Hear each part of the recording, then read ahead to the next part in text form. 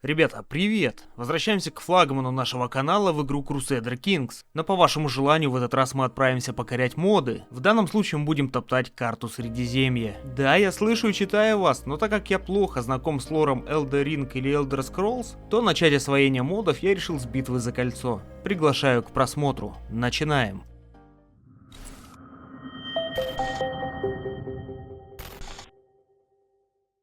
Как всегда, все начинается с вводных данных для нейросети и выбора стороны и лидера для отыгрыша. Персонажей, которых не знает ваш советник, оказалось гораздо больше, чем известных ему. Да и нейросеть хотела играть сразу за Арагорна, но он как-то не показался мне среди лидеров. Может, конечно, я что-то не знаю, но он приходит на престол позднее. Таким образом, наши беседы с GPT продолжались в поисках иной кандидатуры. То он предлагал варианты, которых не было в игре, например, Грима Чревоуст или Король Ангмара, либо я снова их не увидел. И таким образом выбор пал за отыгрыш, сейчас подождите, Хамула, одного из призраков кольца. Если я не туда ставлю ударение, прошу прощения. Нейросеть в целом неплохо осведомлена, что неудивительно, о лоре этой саги. Мы начали. Карта не слишком маленькая, как мне казалось прежде, но и вариантов быстрых перемещений по воде здесь практически нет, что накладывает свой отпечаток в стратегии. Наша область небольшая, и мы окружены в основном, как неудивительно, эльфами и людьми, которые не шибко любят призраков и Саурона. Также прикольно было отметить возраст жизни ключевых персонажей.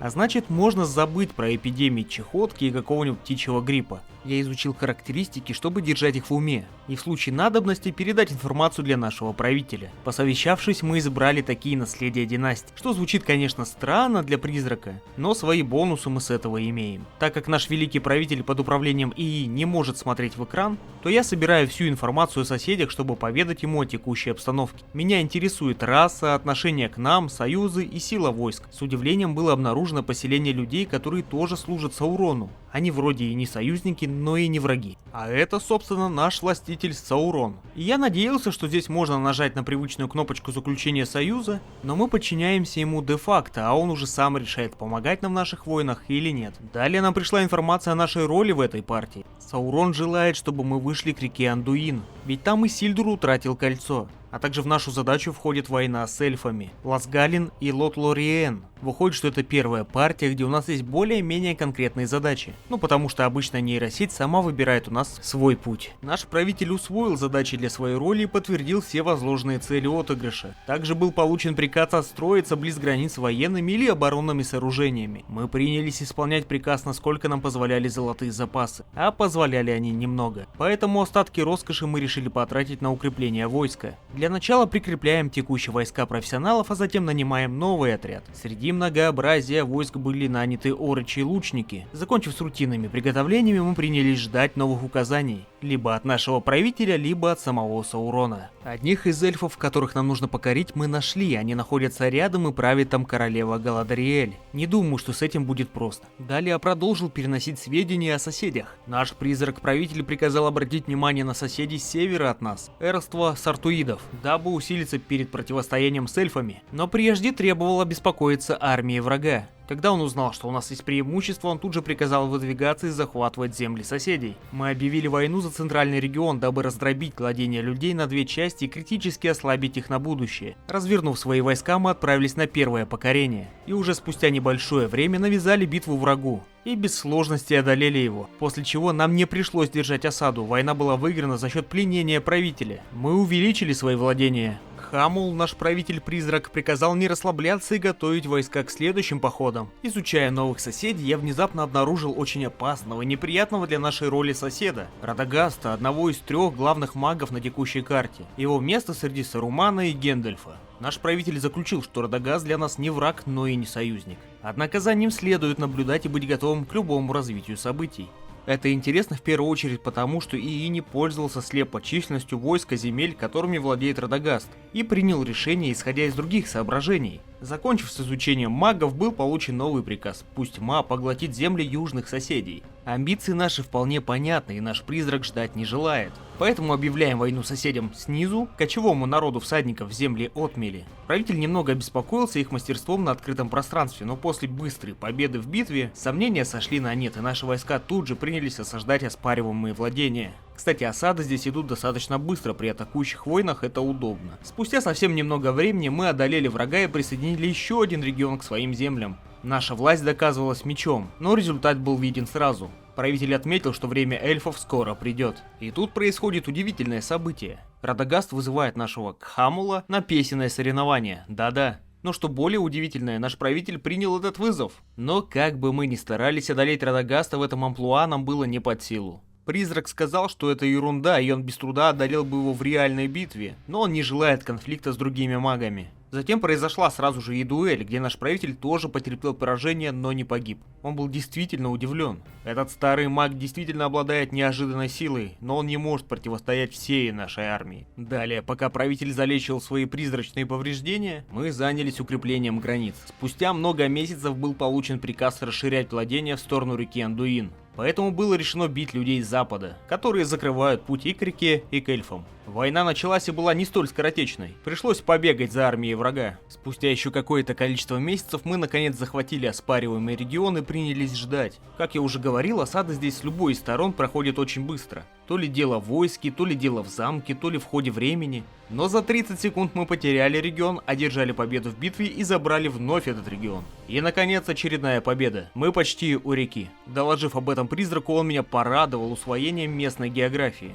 Он распорядился после отдыха нападать на западную излучину, которая и выходит к Андуину. Далее мы ушли на передышку узника, я думал не убивать, потому что нам важно золото, а за него нам его предлагают. Но нет, все-таки прагматизм не подходит к этой партии. Хамул приказал казнить властного человека. Далее мы занялись созданием военных лидеров наших орков, некий аналог иерархии рыцарей у людей. Затем внезапно соседи-люди, которые тоже служат Саурону, захотели стать частью нашей земли. Наш призрак посчитал, что люди приняли верное решение. Затем мы вернулись к уже назначенному плану – захвату западной излучины. Еще раз не ругайте меня за ударение. Однако на весь регион было нападать опасно, ведь против нас выступит и сильный союзник людей, а также сам Радагаст. Нам такое противостояние было не нужно. Поэтому целью мы выбрали маленький кусочек земли, который тоже выходит к реке. Мы начали свою атаку и вступили в битву. Принявшись осаждать вражеские земли, мы узнаем, что против нас выдвинулись люди и долины. Наш правитель был спокоен, он сказал, что пусть приходят, несмотря на их численное превосходство. Мы успели занять оспариваемый регион к приходу новых врагов и начать объединение своих войск. Враг увяз в какой-то стычке на наших землях, и мы уже были готовы нанести свой удар. Однако, по какому-то стечению обстоятельств наша гегемония на поле брани сошла на нет, и мы потерпели первое поражение в битве. Мы вынуждены были отступить, но время было на нашей стороне. В одной войне мы держали за собой главную цель войны, а во второй враг терял свое войско на нашей земле, пока мы наоборот восполняли свои потери. Но под угрозой все-таки оказался захвачен регион, но мы без усилий его отбили и выиграли в этой войне. А потому мы выдвинулись на решающую битву с людьми долины. Нас теперь ничего не отвлекало. Но они смогли улизнуть, а мы не в силах были их догнать. Кстати, на нашу сторону встал сам Саурон. Шансов у врага, конечно, не было. Призрак подтвердил это, победа над людьми долины неизбежна. И мы сами пошли в атаку на вражеские земли, чтобы ускорить свою победу. Но вскоре, как ни странно, были захвачены снова врасплох и поплатились за дерзость. Однако перевес очков войны был в нашу сторону. Спустя месяцы враг начал готовить новую атаку на наши земли. Мы отступали, однако к нам подоспели силы Мордора, и мы уже нагоняли врага. В гуще сражений мы удостоились похвалы от самого Саурона. Лестно, конечно. После ряда сражений с людьми долины последнее было на наших землях. Объединенное войско победило людей, война выиграна. Правитель сначала порадовался, что мы захватили долину, однако когда понял, что мы лишь успешно оборонялись, то тогда приказал готовить лучшую оборону, чтобы не допустить очередную такую войну. Спустя десяток месяцев мы затеяли новую атаку на Драунхольд, чтобы у нас был прямой выход к эльфам. Атаку мы начали резво, сразу занявшись осадой двух городов. Они, конечно, прошли успешно, и нам оставалось только разобраться с кучкой армии врага, которая то и дело, что убегала от нас. Мы уже победили в войне и несколько месяцев просто уничтожали людей, потому что советник стал слаб на зрение. И наконец мы закончили войну и готовились к следующему этапу. Наш правитель об этом сказал, пусть эльфы чувствуют наше приближение. Давайте взглянем на карту нашего мира в текущий момент времени. Вот наша земля, которая растет, но нам еще далеко и до Мордора, и до Гондора.